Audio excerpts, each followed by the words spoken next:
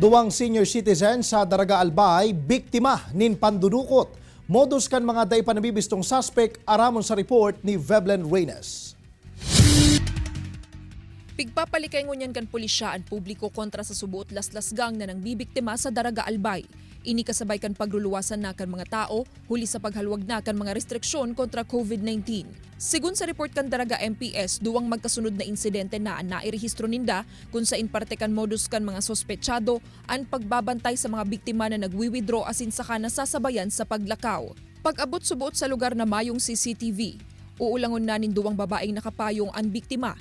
Asin sa likod kainigwa pa nin sarong kaibanan ang mga sospechado na iyoan malaslas sa bag. Sa ngunyan, 15,000 pesos, mga cellphones asin ID subuot ang nakuha sa duwang nagreklamong biktima. May person of interest kitang pigaadalan kasi ang mga description kan napigkatao sa tuya nagtutugma sa tuyang mga suspect na pigaadalan sa ngunyan. Nganing makatabang maski papaano sa mga biktima, nag-arambagan na sa nasubutan mga pulis kan Daraga MPS na ipigtao sa duwang biktima na sinabayan pa nin grocery items. Nagpatanid man ang mga otoridad sa mga senior citizen na kadalasang biktima kan siring na insidente. Tuyang mga senior citizen na nagwi-withdraw kan sa intang pension or nagwi-withdraw digdi sa poblasyon na kung pwede magdara sindang kaibanan para po matabangan sinda sa pag-withdraw as in dahil sinda mabiktima kan arog kaining gibo. Sa arog kaining sitwasyon, nangapudan ng kapulisan sa iba pang mga biktima na dai magduwa-duwang magdulok sa sainda,